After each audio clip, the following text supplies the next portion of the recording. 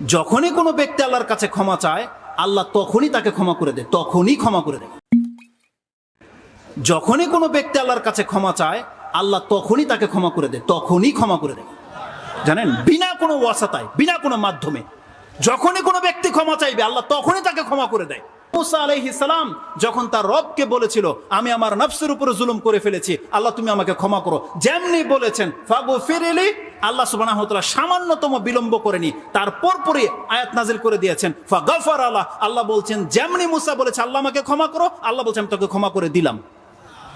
সাথে সাথে আল্লাহ সুবহানাহু ওয়া তাআলা ক্ষমাশীল, আল্লাহ সুবহানাহু ওয়া তাআলা দয়াবান, আল্লাহ সুবহানাহু ওয়া তাআলা চাইলে ক্ষমা করে। এগুলো বলার পেছনে মূল মেসেজ যেটা আমি আপনাকে এখন বলি সেটা কি জানেন? আপনি জানলেন আল্লাহ সুবহানাহু ওয়া তাআলা ক্ষমাশীল, আপনি জানলেন আল্লাহ সুবহানাহু ওয়া তাআলা দয়াবান, কিন্তু এই যে আজকের রেজাল্টটা দেখেন, আজকে সারাদিন আমাদের দ্বারা পাপ হয়েছে। কতজন ব্যক্তি বলতে পারবে যে আমি আল্লাহর কাছে আজকে ক্ষমা চেয়েছি? কতজন ব্যক্তি আছেন? কতজন ব্যক্তি আছেন যাদের 40, 50, 60 বছর পার হয়ে গেছে, কিন্তু আপনি সত্যি সত্যি আল্লাহর কাছে ক্ষমা চেয়েছেন? এমন কতজন ব্যক্তি আছে? এটা হচ্ছে দেখার বিষয়। যদি আপনি আল্লাহ সুবহানাহু ওয়া তাআলার কাছে ক্ষমা না চান, তাহলে এটা শুধু একটা ইলম হয়ে থেকে যাবে, কিন্তু আপনার কোনো ফায়দা আসবে না।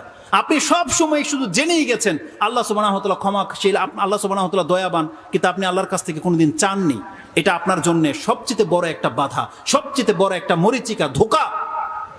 ইবনে জুদান একজন ব্যক্তি ছিল জাহিলিয়াতের যুগে। আয়েশা রাদিয়াল্লাহু তাআলা আনহা তার সম্পর্কে বলতেছেন, ইয়া রাসূলুল্লাহ, ইবনে জুদান কানা ফিল জাহিলিয়া, জাহিলিয়াতের যুগে ইবনে জুদান এমন এক ব্যক্তি, যেই ব্যক্তি আত্মীয়তার সম্পর্ক রক্ষা করত এবং মিসকিনকে খাদ্য দিত।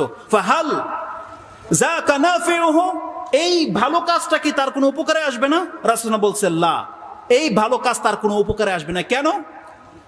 রাসূলুল্লাহ বলছেন ইন্নাহু লাম ইয়াকুল ইয়াওমান রাব্বি গফিরলি খাতিয়াতি ইয়াউমাদ্দিন, এই ব্যক্তি কোনো একদিন বলেনি আল্লাহর কাছে যে আল্লাহ বিচারের মাঠে তুমি আমাকে ক্ষমা করে দিও। কি বুঝাতে চেয়েছেন রাসূলুল্লাহ সাল্লাল্লাহু আলাইহি সাল্লাম? ইমাম মুসলিম এটাকে ঈমানের অধ্যায়ে এনেছেন, যে কোনো ব্যক্তি যত ভালো কাজ করুক না কেন, কিন্তু সে যদি আল্লাহ সুবহানাহু ওয়া তাআলার কাছে ক্ষমা না চায়, সে কোনোদিন আল্লাহর কাছে ক্ষমা পাবে না। ক্ষমা আপনাকে চাইতে হবে, কারণ যতগুলো আয়াত বলেছি, যতগুলো হাদিস বলেছি, প্রত্যেকটা হাদিসের মধ্যে, আয়াতের মধ্যে এই শব্দটা রয়েছে। যেমন চমৎকার একটা আয়াত আপনি নিয়ে নেন, যেটা সূরা তোহা 20 নম্বর সূরার 82 নম্বর আয়াত। আল্লাহ সুবহানাহু ওয়া তাআলা বলছেন, ওয়া ইন্নী লাগাফফারুন লিমান তাবা ওয়া আমানা ওয়া আমিলা সালিহান সুম্মা ইহতাদা। আল্লাহ সুবহানাহু ওয়া তাআলা বলেছেন, হ্যাঁ অবশ্যই আমি সেই ব্যক্তির জন্য ক্ষমাশীল। ওয়া ইন্নী লাগাফফারুন লিমান তাবা, আল্লাহ বলছেন অবশ্যই যেই ব্যক্তি আমার কাছে ফিরে আসবে, ক্ষমা চাইবে, ঈমান আনবে, ভালো কাজ করবে এবং হেদায়েতের উপরে থেকে যাবে, আমি এমন প্রত্যেক ব্যক্তির জন্য ক্ষমাশীল, প্রত্যেক ব্যক্তির জন্য। তো ক্ষমা চাইতে হবে আল্লাহর কাছে। আর যেই ব্যক্তি আল্লাহ সুবহানাহু ওয়া তাআলার কাছে ক্ষমা চায় না, সেই ব্যক্তি আল্লাহ সুবহানাহু ওয়া তাআলার কাছে কোনোদিন ক্ষমা পাবে না।